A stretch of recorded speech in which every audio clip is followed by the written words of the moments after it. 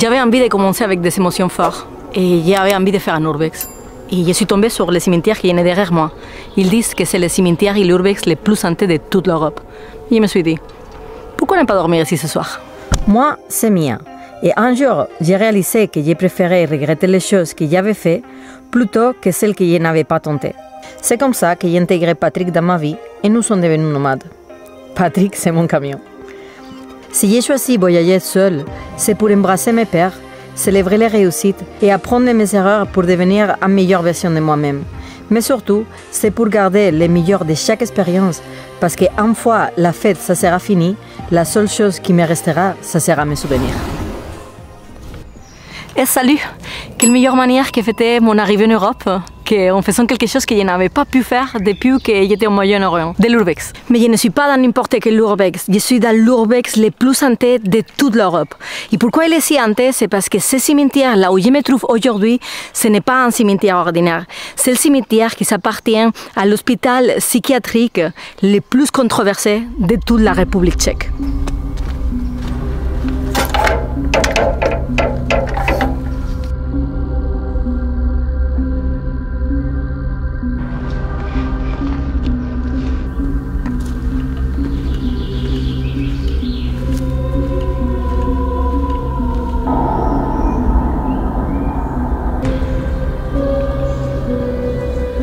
L'hôpital à qui appartient ce cimetière, construit en 1909, il a été au centre de nombreuses controverses pour les expériments qu'il faisait sur ses patients pendant la Deuxième Guerre mondiale. 3 ans plus tard, ils ont ouvert ce cimetière qui aujourd'hui il a la réputation comme le plus hanté de toute l'Europe. Et ici, autour de moi, il y en a plus de 4000 corps qui sont enterrés. Des personnes qui ont probablement souffert beaucoup de douleurs et de violences lors de ces pratiques médicales. Beaucoup de les gens qui sont enterrés aujourd'hui ici, ils s'étaient internés dans ces centres, donc des criminels, des violeurs, des assassins en série. Et malgré le fait que ce cimetière il est plus utilisé depuis plus de 100 ans, je peux te dire que l'énergie que je ressens aujourd'hui ici, elle est vraiment puissante et lourde. Et en vrai, j'ai hâte de voir qu'est-ce que je vais trouver ici ce soir. J'adore ces sensations de silence, d'immersion. Là où j'entends vraiment mon cœur qui va fort à cause de la peur, mais qui en même temps, je ressens un paix incroyable d'être là. Sûrement, tu es en train de te demander où est-ce sont les tombes, parce que s'il y en a 4000, tu vois bien que ça ne se voit pas des croix, ça ne se voit pas des marbre. Et comme je te dis, ce cimetière, ça fait 100 ans qu'il est abandonné. Et depuis, il a souffert beaucoup de vols. Et les voleurs, ils ont pris presque tous les lapides. Je ne sais pas si ça se dit comme ça en français. Mais tout le marbre, tous les croix pour pouvoir le vendre. Mais si tu regardes bien, en fait, tous ces monticules-là que tu vois autour de moi, tout ça, c'est des gens enterrés. Donc, il y en a vraiment beaucoup. Mais comme ça fait tellement longtemps qu'il est abandonné, bah, la nature, il a pris un peu sa place. Et moi, je trouve ça super charmant parce que j'ai trouvé toujours absurde ce fait de que le cimetière soit tout en marbre, tout en pierre, au lieu d'avoir à chaque fois un arbre ou des végétations, des plantes. Ça fait beaucoup plus joli, beaucoup plus charmant et je trouve que ça donne aussi la vie. C'est magique, il y a des lucioles. C'est incroyable. Waouh, c'est trop. Je ne sais pas si tu l'apprécies, mais il y en a genre 4 ou 5. Waouh, c'est trop joli. Ça a vraiment tombé la nuit et ça commence à faire peur. Même si c'est beau avec les lucioles et tout. Il y a une énergie forte ici. Et, tu vois, c'est un endroit que c'est interdit de venir. Donc c'est fermé au public. Donc je suis toute seule ici. Bon, même si je ne peux pas dire que je suis toute seule parce qu'il y en a beaucoup de personnes enterrées ici. Donc je ne suis pas vraiment toute seule. Et aussi les locaux, ils parlent de beaucoup d'activités paranormales dans ce cimetière. Donc je ne sais pas si je peux dire vraiment que je suis toute seule ou pas ici. Mais là, je peux te dire que maintenant qu'il n'y a plus de soleil là, je regrette peut-être d'avoir dit que je voulais dormir ici.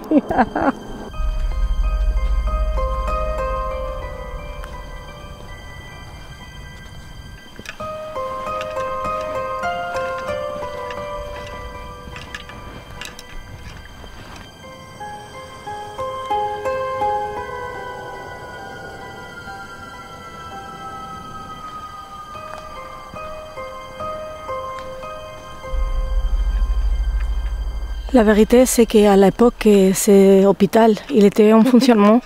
Il n'y en avait pas que des malades mentaux qui s'étaient internés dedans, sinon qu'aussi il y en avait beaucoup de prisonniers politiques. Donc si tu n'étais pas d'accord avec le communisme à l'époque, ils t'enfermaient dans cet hôpital.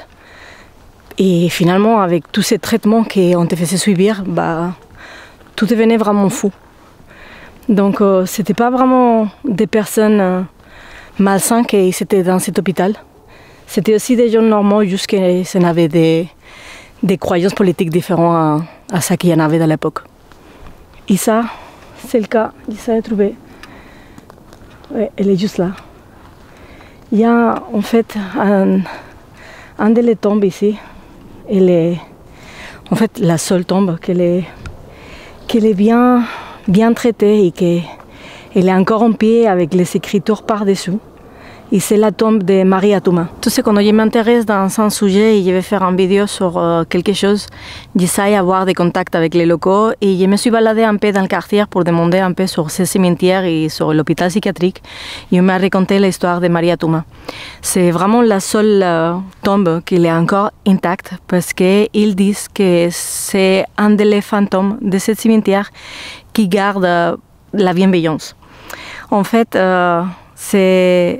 ils disent l'âme de lumière qu'il est dans le cimetière parce qu'elle, c'était une âme innocente. Et il raconte la légende que, en fait, Maria Touma, il était emprisonné comme prisonnier politique et qu'en fait, les docteurs qui s'en occupaient de son traitement, il l'a violée pendant tout le temps qu'elle était là-bas, jusqu'à quel point elle est tombée enceinte. Et ce docteur, il a paniqué parce qu'il savait qu'il allait faire choper. Et il a décidé d'essayer à réaliser un avortement à Maria. Et du coup, c'est comme ça qu'elle est finie pour mourir parce qu'il a mal sorti. Et le docteur, il a vraiment eu peur de se faire choper. Il a inventé que Maria, il était mort d'une maladie. Et c'est pour ça que voilà, elle est finie ici. Encore aujourd'hui, il y a des gens qui viennent à sa tombe pour laisser des cadeaux, pour laisser des offrandes, pour laisser des fleurs. Et en fait, aucun voleur il a réussi à voler sa inscription et sa tombe. Parce qu'ils disent que chaque fois qu'un voleur il venait ici, il y avait Maria qui s'apparaissait et il les touchait les dos pour les faire voir qu'en fait, c'était chez elle. Avec toutes les personnes que j'ai parlé et qui m'ont parlé de Maria Touma, tout le monde il m'a dit que c'est un bon âme et qu'il veille pour les personnes qui viennent visiter les cimetières de temps en temps. Donc je suppose que c'est Maria qui va faire attention à moi ce soir. Donc merci copine. Je suis désolée pour ça qui t'est arrivé. Et j'espère que tu as pu pardonner la personne qui t'a fait ça. Parce que sûrement ça t'aura libéré de cette charge. C'est quand même incroyable que l'humanité est capable de faire à des gens. Et dans des endroits comme ça me fait réfléchir parce que finalement, je viens pour les émotions fortes, mais en fait, chaque fois m'arrive pareil. Chaque fois que je vais vivre dans une émotion forte, il y a quelque chose derrière qui me fait apprendre quelque chose. Et finalement, j'ai la conclusion de que le monde il est fou et que les gens parfois ils font des choses qui n'ont aucun sens. C'est déjà 11h, donc je pense que je vais commencer à préparer le camping parce que de toutes ces semaines, de bouger, de ne pas voir chez moi et de faire mille choses, en fait je suis super fatiguée. Je ne sais pas si tu peux le voir dans mon visage, mais moi je le vois. Oh, regarde, en fait ça c'est, je sais pas si ça se voit, ouais. C'est l'église, l'ancienne église. Ici, ils disent qu'ils ont fait plein de rituels. Là, on peut voir par terre, il y a des miroirs cassés. Il y en a des choses brûlées là.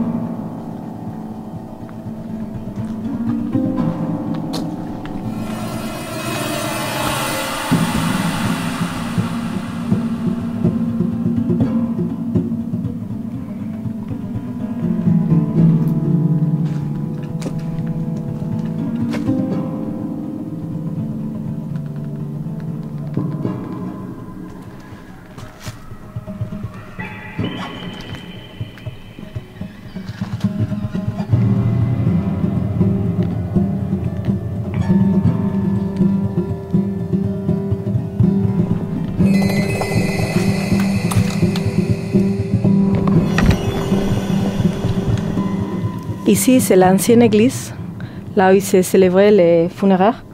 Et là, aujourd'hui, elle est assez détruite parce qu'en fait, il y en avait des gens qui venaient faire des rituels ici. Et un jour, il a brûlé. Et du coup, malgré ça, il y a des gens qui sont continués à venir à faire des rituels parce qu'il y en a des trucs bizarres. Il y en a de la nourriture, il y en a des bougies, il y en a un peu de sel par terre. Il y en a la croix là, qui en fait, là maintenant, elle est complètement brûlée. Ça, c'est la croix qui était accrochée là-bas. Il y a des gens occultistes qui sont venus ici à faire des rituels. Et la vérité, c'est que je peux t'assurer que l'énergie ici, elle est lourde, elle est forte. C'est pas comment t'expliquer. En plus, maintenant, il n'y a vraiment pas beaucoup de lumière. Et c'est pas le ciel en couleur. C'est un tout, c'est waouh. Que l'hôpital et les cimetières ont été construits entre 1909 et 1912, il nous donne une indication sur les conditions de vie très violentes dans lesquelles de nombreux patients y sont morts. Les traitements psychiatriques ils sont encore très forts aujourd'hui, mais imagine-toi qu'à l'époque, ils utilisaient des électrochocs, de la torture et beaucoup de douleurs pour soigner des maladies mentales. Beaucoup de patients ils sont morts à main des médecins, mais beaucoup ils ont fini par se suicider à cause de toutes ces souffrances. J'ai la chair d'ampoule. Il y a un ton de petits bruits qui ne sont pas rassurants du tout parce qu'en plus il n'y a rien autour de moi. Il n'y a que la forêt. Donc je vais commencer à trouver un endroit pour poser le camping parce que la vérité c'est que chaque moment que j'ai parlé avec des locaux pour leur dire d'avoir des infos sur cet endroit, et je leur ai dit que je voulais dormir ici. On m'a dit qu'il était folle. Et là, je commence à me rendre compte pourquoi il me le disait. Donc, c'est vraiment pas rassurant du tout. Au cas où, je ne pense pas que personne va venir, mais je ne vais pas rester dans le chemin principal. Donc, je vais me mettre dans cette forêt. Chaque fois, il m'arrive pareil. Pourquoi je me mets dans ces histoires-là? Je n'aimerais vraiment pas trouver quelque chose là. Non, pas. Non, j'aime pas. Oh putain.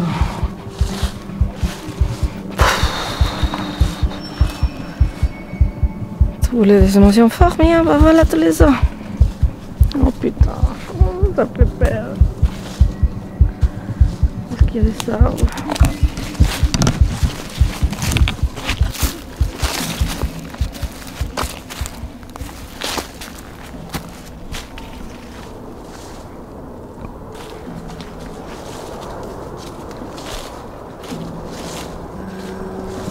J'ai trouvé un espace de mausolée ici. Et là, il y a des arbres. Mais je pense qu'ils sont un peu séparés. Je ne sais pas si je vais réussir là. Un est là, l'autre il est ici. Je vais avancer un peu, voir si je trouve une chose au milieu. Putain. Il y a le cœur qui me bat à 2000 à l'heure là.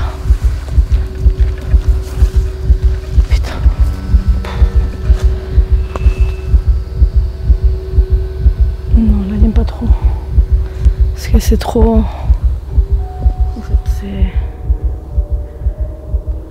Non. Ils me sont pleutrés ici, dans ce trou. Je vais essayer de mettre la caméra dans le trépied et vous montrer comment je monte le camping.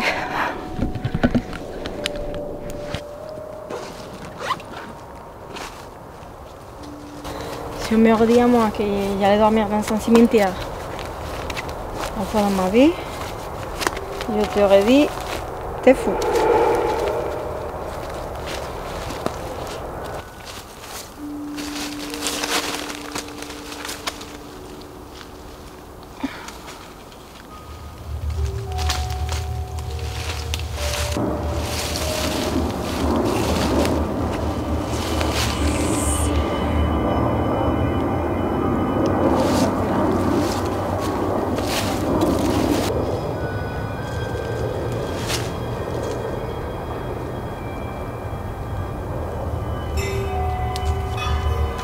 Je regrette d'être là. Oui. Est-ce que je vais partir? Non. Est-ce que ça c'est trop? Oui. Ça va tenir. J'espère. Test.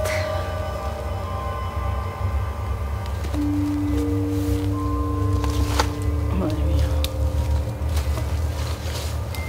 más confianza yo en esto que... ¿Cómo ves?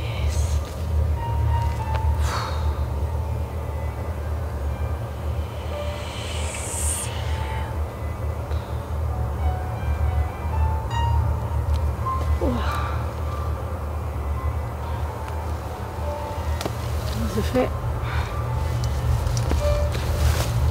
On va dormir.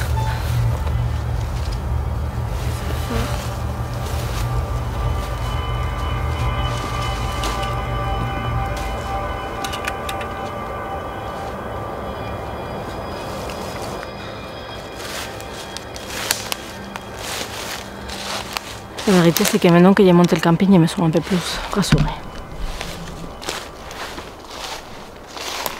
On va mettre ça là. Comme je te dis avant, je suis vraiment épuisée de tous ces voyages, de ces derniers jours, de tous ces charges mentales et émotionnelles que j'ai nées dans les derniers mois. Et la vérité, c'est que je pense que je vais dormir comme un bébé parce que je suis épuisée. Je suis épuisée.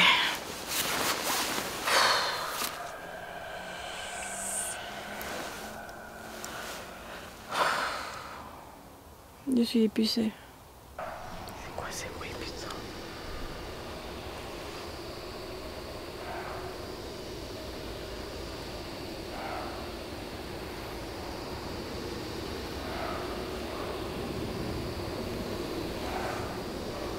Ça, c'est pas un chien.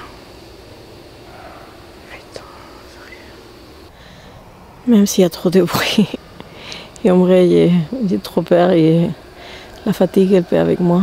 Donc, j'espère que s'il y a des fantômes, ils vont me laisser me reposer parce que je ne peux plus avec ma vie. Bonne nuit. On se voit demain.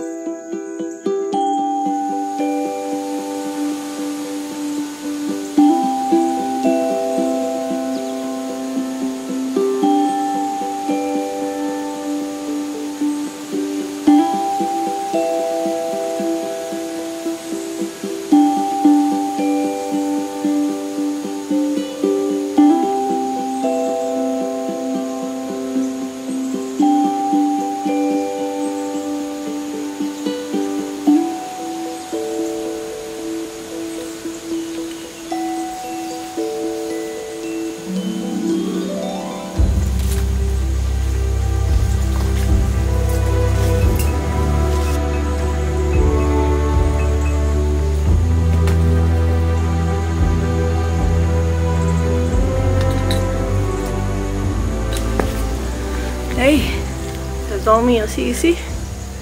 T'es courageux, parce que franchement, j'ai pensé qu'il n'y allait pas avoir mon père. Mais j'ai eu des rêves bizarres.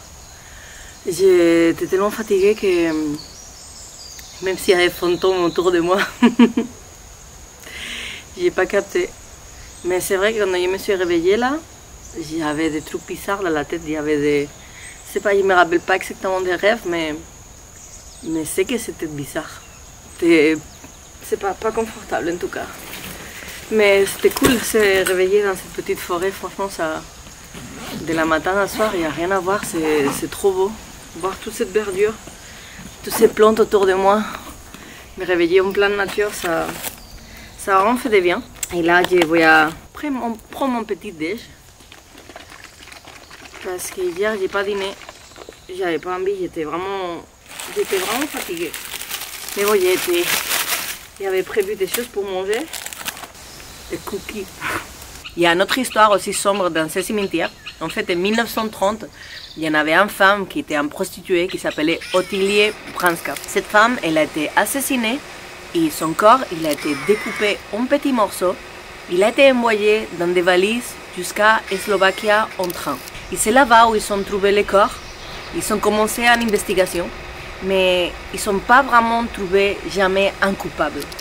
Sauf qu'année plus tard, quelqu'un qui était interné dans Bonice, dans cet hôpital psychiatrique de qui je vous parle, il a confessé juste quelques heures avant sa mort avoir été l'auteur de ce crime. Il n'y en a pas vraiment des faits ou des preuves que c'était vraiment lui qui avait tué Ottilie. On ne sait pas si c'est une manière d'appeler l'attention, nous avons mourir, que c'est pour ça qu'il a dit cette parole. Ou c'est vraiment la culpabilité que nous avons mourir, il a voulu laisser pour pouvoir partir tranquille. On ne pourra jamais savoir, mais ce qu'on sait, c'est que cette personne il est enterrée dans ce cimetière aujourd'hui.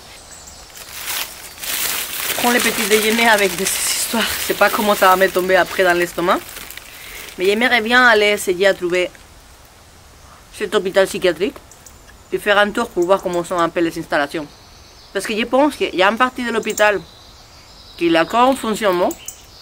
Donc il y a des mondes qui sont traités là-bas. Mais il y a une partie qui est abandonnée et j'aimerais la trouver. Donc on va finir le petit déjeuner. Et on va trouver cet OPEX.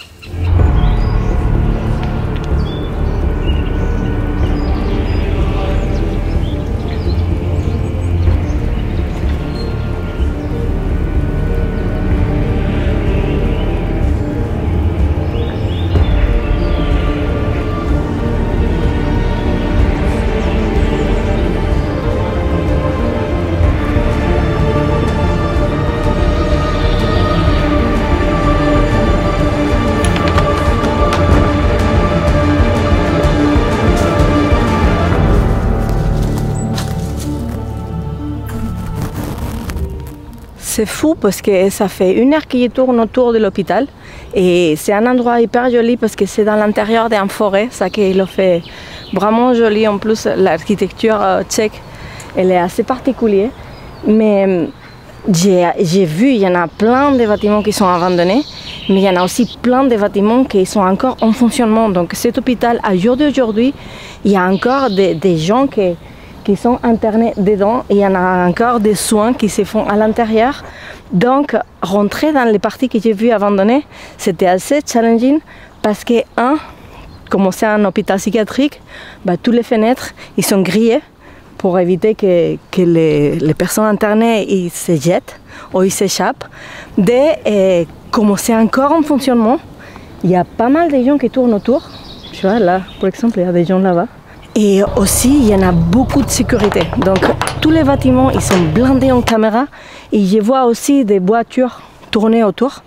Donc, je vois difficile, ou j'ai vu jusqu'à là difficile, de pouvoir me faufiler dans un de les maisons. Regarde, il y en a quelqu'un là-bas. Attends. Je suppose des travailleurs. Ça me paraît incroyable qu'un endroit comme ça soit encore en fonctionnement, parce que la vérité, c'est que presque tous les bâtiments ils sont en très mauvais état. C'est des anciens bâtiments. Je ne pense pas qu'ils s'étaient reconstruits depuis le temps là, de 1909 qu'il a été construit. Mais tu vois, il y a encore beaucoup de trafic ici. Il y a beaucoup de monde qui se balade. Donc c'est compliqué. Il vient de m'arriver un truc super fou. J'étais en train de filmer un des bâtiments. Il y en a des voitures de police qui sont arrivées. Ils m'ont vu filmer, ils m'ont dégagé. Ils m'ont dit qu'ils allaient amener un prisonnier. Et du coup, tout de suite après, il est arrivé un fourgon rouge avec une ligne blanche. Et ils sont sortis un gars et ils l'ont mis dans un bâtiment.